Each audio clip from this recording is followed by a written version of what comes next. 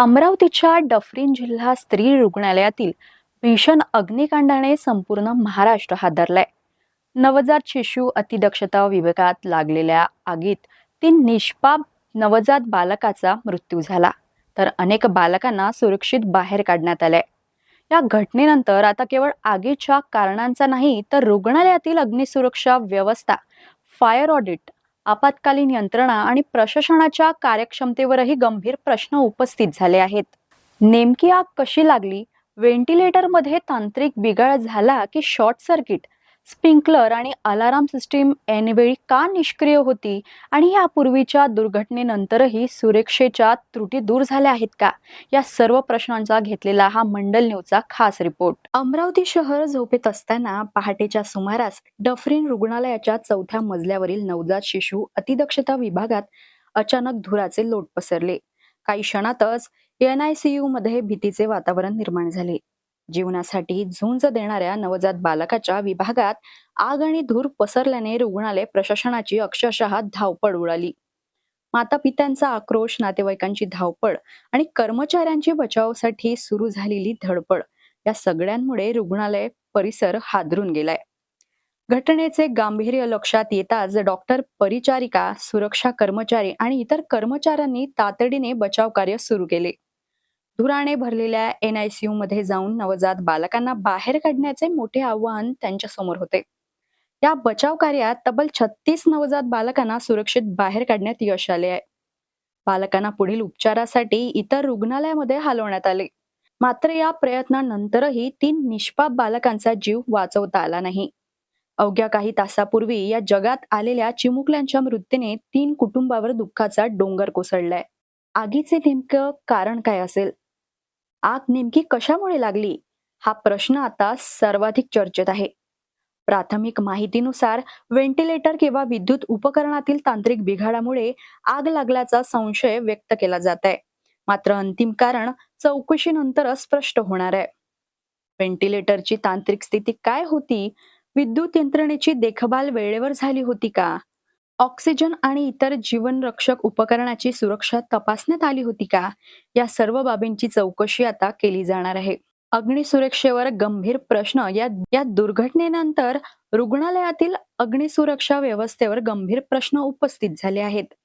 आग लागल्यानंतर sprinkler system कार्यरत होती का? फायर अलार्मने योग्य वेळी इशारा दिला का? आपत्कालीन परिस्थितीत रुग्णांना बाहेर काढण्याची व्यवस्था सक्षम होती का? आणि सर्वात महत्त्वाचं म्हणजे रुग्णालयाचे फायर ऑडिट प्रत्यक्षात झाले होते का, की ते केवळ कागदोपत्रीच राहिले? या प्रश्नांची उत्तरं आता चौकशी समितीच्या अहवालातून समोर येणार आहेत. या घटनेदरम्यान रुग्णालयातील लिफ्टच्या उपलब्धतेबाबतही प्रश्न उपस्थित करण्यात आले आहेत. आपत्कालीन परिस्थितीत रुग्णालयातील लिफ्ट आणि पर्यायी मार्ग कार्यरत असणे अत्यंत महत्त्वाचे असते. मात्र लिफ्ट बंद असल्याने बचाव कार्य आणि रुग्णांना सुरक्षित ठिकाणी हलवताना अडथळे निर्माण झाले का, याचीही चौकशी होणार आहे. या दुर्घटनेनंतर आणखीन एक महत्त्वाचा मुद्दा चर्चेत आलाय. यापूर्वी 2023 मध्येही डफरीन रुग्णालयात आग लागल्याची घटना घडल्याची माहिती समोर आली आहे. जर यापूर्वी दुर्घटना झाली होती, तर त्यानंतर रुग्णालयाच्या अग्निसुरक्षा व्यवस्थेत कोणत्या सुधारणा करण्यात आल्या? फायर ऑडिटमध्ये कोणत्या त्रुटी आढळल्या? त्या त्रुटी दूर करण्यात आल्या होत्या का? आणि जर उपाययोजना केल्या होत्या, तर यावेळी सुरक्षा यंत्रणा प्रभावी का ठरली नाही? या प्रश्नांमुळे प्रशासनाच्या कार्यपद्धतीवर प्रश्नचिन्ह निर्माण झाले आहेत. डफरीन रुग्णालयातील हा प्रश्न केवळ नवजात बालकाच्या सुरक्षेपुरता मर्यादित नाही. या रुग्णालयात मातांसाठी स्वतंत्र अतिदक्षता विभाग म्हणजेच ICU उपलब्ध नसल्याचा मुद्दाही समोर आलाय. प्रसूतीनंतर अतिरक्तस्राव, रक्तदाबातील गंभीर समस्या किंवा इतर वैद्यकीय गुंतागुंत निर्माण झाल्यास मातेला तातडीने ICU उपचाराची गरज असते. अशा परिस्थितीत रुग्णाला दुसऱ्या रुग्णालयात हलवताना होणारा प्रत्येक मिनिटाचा विलंब जीवघेणा ठरू शकतो. जानेवारी ते जुलै 2026 या 7 महिन्यात 26 अतिगंभीर मातांना इरविन रुग्णालयात रेफर करण्यात आल्याची माहिती देण्यात आली आहे. यातील 13 महिलांना ICU उपचाराची गरज होती. यापैकी 4 महिलांचा मृत्यू झाल्याची माहिती समोर आली आहे.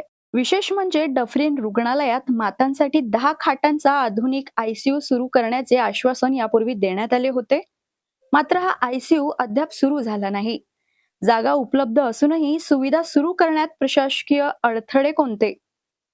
मंजुरीच्या फेऱ्यात हा जीवनरक्षक विभाग किती काळ अडकणार? हा प्रश्न आता नागरिक आणि रुग्णालयाच्या नातेवाईकांकडून उपस्थित केला जात आहे.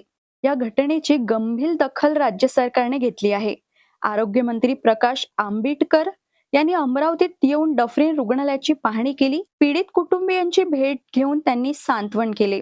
या प्रकरणाच्या सखोल चौकशीसाठी आरोग्य आयुक्तांच्या अध्यक्षतेखाली 7 सदस्यीय उच्चस्तरीय चौकशी समिती गठीत करण्यात आली आहे. समितीत आरोग्य विभागाचे वरिष्ठ अधिकारी तज्ज्ञ तसेच विद्युत यंत्रणेची तपासणी करणाऱ्या अधिकाऱ्यांचा समावेश करण्यात आला आहे. समितीला 8 दिवसात अहवाल सादर करण्याचे निर्देश देण्यात आले आहे. व्हेंटिलेटरची तांत्रिक गुणवत्ता, विद्युत यंत्रणा, स्प्रिंकल आणि फायर अलार्म, रुग्णालयाची सुरक्षा व्यवस्था आणि संबंधित कंत्राटदार किंवा एजन्सीची जबाबदारी या सर्व बाबींची चौकशी केली जाणार आहे. दोषी आढळणाऱ्यांवर कठोर कारवाई केली जाईल असा इशारा सरकारकडून देण्यात आला आहे. मृत नवजात बालकाच्या कुटुंबियांना प्रत्येक 5 लाख रुपयाची मदत तर जखमी बालकांच्या उपचारांचा खर्च शासनाकडून करण्याची घोषणा करण्यात आली आहे. डफरीन रुग्णालयातल्या दुर्घटनेने अनेक प्रश्न अनुत्तरित ठेवले आहेत. रुग्णालय ही जीव वाचवण्यासाठी असतात, पण जर तिथे सुरक्षा व्यवस्थेतील त्रुटीमुळे निष्पापांचा जीव जात असेल तर ही बाब निश्चितच गंभीर आहे. आता प्रश्न केवळ चौकशी समितीचा नाही, प्रश्न आहे तो जबाबदारी निश्चित करणाऱ्यांचा. 8 दिवसात चौकशी अहवाल येईल, पण या अहवालातून नेमकं कोण दोषी ठरतं आणि भविष्यात अशा घटना पुन्हा होऊ नयेत यासाठी प्रशासन काय ठोस पावले उचलते याकडे संपूर्ण अमरावतीसह महाराष्ट्राचे लक्ष लागले आहे. मंडल न्यूजसाठी अमरावतीहून हा विशेष रिपोर्ट.